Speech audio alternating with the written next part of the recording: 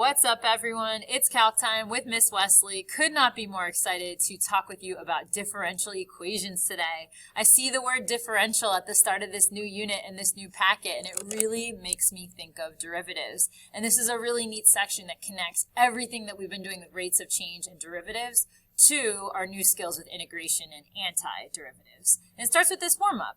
The warm-up doesn't look like it's anything too new. It says find a general equation for y. And I'm given a dy dx, right? I'm given the derivative, the change in y with respect to x. So to me, that means use a new skill, right? Take an antiderivative to get backwards to plain old y.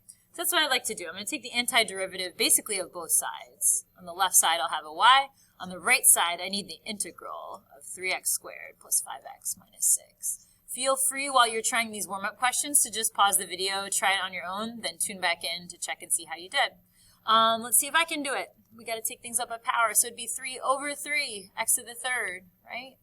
Next term, 5x squared, but that'll be over 2, and then minus 6. And if I were in class with you, I'd probably say, oh, did I forget anything? And yes, this looks like it's an indefinite integral, so you'd have that constant of integration at the end, the plus c. So what we just did was we solved a differential equation. We found a y equals an equation of a function whose derivative would be 3x squared plus 5x minus 6. We can go further than that. If we have more information, if we have an initial condition, like we know that in the second example, y goes through the point 0, 1, we can actually find out what that c is and get a definite solution. So same deal. First thing you want to do is take an antiderivative to get y. We want the integral of e to the 5x. This could be done with u substitution, or we could just be a little bit wise with the fact that your inside derivative is a 5, right? We know e to a variable is its own derivative. E to the 5x is going to stay. And then that inside derivative being a 5, we can compensate for that by dividing by 5 and putting the plus c at the end. Very last move, and we'll see this coming up in this unit too, is to use that initial condition as a plug-in for x and y and see what we get for c. So just to get this particular solution, we could plug in 1 for y, we could plug in 0 where we see x, 5 times 0, and then solve for c, right? We get 1/5 plus c, and if you want to check me on this, c should be 4/5. Final answer, 1/5 e to the 5x, and then plus 4/5. So this is what the new topic is, right? It's going to be, as I scroll down here, it's going to be solving differential equations, getting an equation for y. And if we define that together, a differential equation is an equation that involves a derivative. So before I get deep into this, I like to put a joke at the beginning of my videos, and I was just looking up some Taylor Swift math in honor of her new album coming out, the Tortured Poets Department. So this is Taylor Swift in the shape of y equals negative x. Here is Taylor Swift. Well, let me scroll. Here is Taylor Swift in the shape of the absolute value of x. What a nice outfit. We've got an x squared Taylor Swift. We've got a step function Taylor Swift, the greatest integer function. We should probably talk more about that later. And last but not least, x equals 0, x cubed, e to the negative x sloping down. That's a really good one. And how about just a y equals 0 3 times? All right, back to business. Differential equations. Each one of these that you see here on this first page has a derivative expression in it. Y prime, that's a rate of change. Dy dx, they're split up. You'll see that in some of these equations we're going to see them split up, but that counts as differential. It's got those dy dx terms in it. Y double prime, this counts as differential. This is a second derivative, right? That would work too. Each one a dy dx, a third derivative, and a first derivative in this one. And then even 3 variables, a dz and a dy involved in that very last equation. When you want to find a solution to a differential equation, you want to find a y so that its derivative, right, would equal what they originally gave you in the expression. What we found in the warm-up, so we found a general solution in the warm-up with just the plus c in it, and we found a particular solution when we got a value for that c. So I like that for some of these, we don't need any new skills. We kind of knew how to take the integrals to do number 1 and 2 beforehand. 3 and 4 look a bit different. 3 and 4 have the x's and y's mixed up a little bit more thoroughly within the problem. And we want to do something, introduce something today called separation of variables. It'll be way easier if we can separate things and get all the x's on one side of the equation and all the y's on the other side. And we could probably do that here just by cross multiplying, right? We'll multiply the y squared by the dy that's on the one side, and we're going to do something, it kind of reminds me of what we would do in u substitution for the side work, separating the dy and dx by multiplying dx to the other side on the right. And this is a really convenient way to see this equation, multiplying both sides by what's in the two denominators, because your very next move could be to integrate both sides. I mean, in the warm-up, we integrated to get those two solutions. So in this one, it's like double the work. Once the y's are all together on one side and the x's are all together on the other, you could take it, hopefully, an easy integral of both sides to get your ultimate solution. So I'll try it. This is an integral with respect to y. You know that when we integrate, right, we go up a power, divide by that power, the integral sign and the dy vanishes. Generally, a plus c needs to appear as well. Here's what we're going to do. We're going to save the plus c. Let's integrate the right-hand side. So this would go up 2 over 2 and then x squared. And let's just put the plus c over here instead of having it on both sides, right? So I generally keep the x's on the right and put the plus c with the right-hand side. You're almost finished. We got rid of the integral signs. We got rid of the differential parts of this. The best thing to do next would be to make it look prettier, to solve for y. So next move, maybe we get rid of this 3 by multiplying 3 by both sides. We could say y cubed equals 3x squared, and I guess plus 3c, technically. And then to really get y by itself, right, your final move could be to cube root both sides. So put a cube root on the right-hand side, 3x squared plus 3c. But I want to think about this 3c. Do we really need to write 3c? I mean, we generally, back when we first learned about integrals, we defined that constant of integration as just any real positive or negative number. So if c is any real positive or negative number, isn't 3c also any real positive or negative number?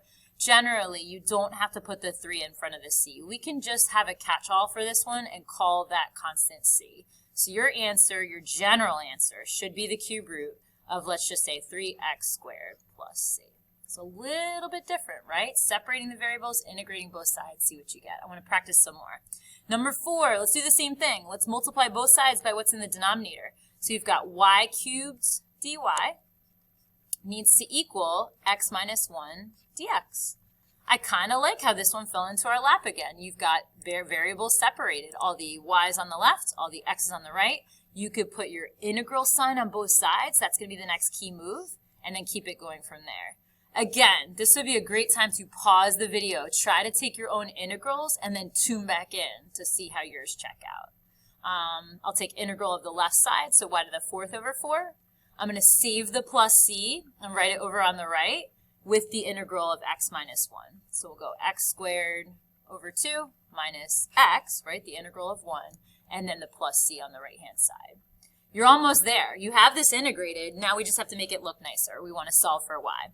So maybe we'll multiply the 4 over, have y to the 4th equals, multiply, so 2x squared minus 4x. And then no need to really write a 4c. We can still just call that the constant c at the end. When I take a 4th root of both sides, I've got options, right? One option would be the positive 4th root. Don't forget the 4th of this expression that we see on the right-hand side. And I'm going to put the negative there as well. When you take an even root of both sides, you've got both options. Maybe later down the road where we have an initial condition to plug in and we're going to get c, we could probably choose between whether it's going to be positive or negative. But for now, with an even root, let's put that plus or minus there. Let's turn the page. See a couple at the top that'll be good for practice too. And I wonder what happens when the variables don't separate so conveniently. So in this one, it says y prime. It kind of looks funny. If I see y primes in these problems, I'm just going to write it like we saw the last one where I see a y prime. Let me just nickname it dy dx, right? Those are synonymous, the change in y with respect to x.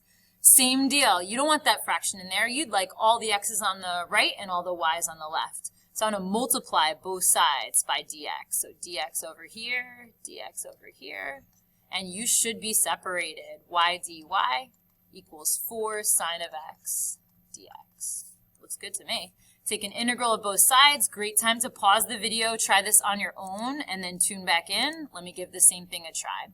So y squared over 2, we're taking an integral.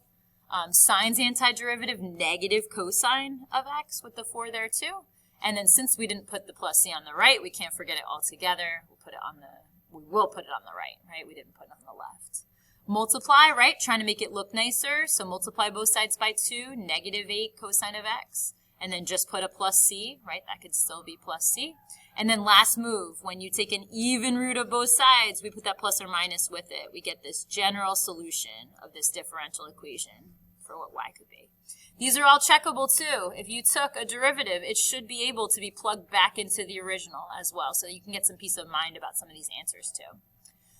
For 6, let's see if it's any different. So I see the y prime, I'll call it dy dx. I have the x over y.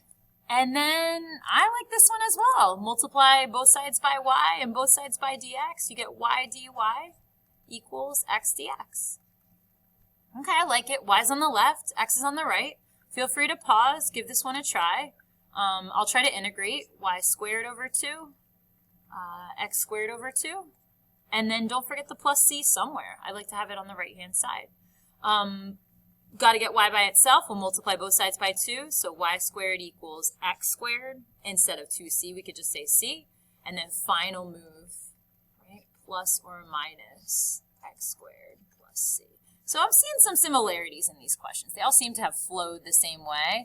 Let's see what's waiting for us in 7 and 8. I'm waiting for something different to happen. How about 7? So for 7, you've got an x and something where we can plug in dy dx. So I'll write that instead of y prime. Now, for the first time, me multiplying both sides by dx gives me x dy equals y dx. This one gets a circle. So for the first time, hasn't really fallen into my lap. I have a mixture of x's and y's on the left, mixture of x's and y's on the right. We need to separate these. I'm going to divide both sides by y to get the y over to the left, and I want to divide both sides by x to get the x's over to the right. So we're going to have x's canceling here, so you get 1 over y dy must, we've got integral of 1 over x dx. Now this one gets its own special rule. If I have the integral of 1 over a variable, I know it's going to be the natural log of the absolute value of that variable. So I'm going to say integral of 1 over y should be natural log absolute value of y. And then on the other side, you'll have natural log absolute value of x. We'll put the plus c on the right-hand side. Now, for the first time, we don't just have a power of y and we have to solve for y so we can use some sort of root. I'm going to go back up and double star this problem. There's no more calculus that we need, but there's a little bit of crafty algebra that we need, some log rules from back in pre-calc and algebra 2 that would come in handy. I have to think of a way to get y by itself. I'm trying to make this look nicer so we can solve for y.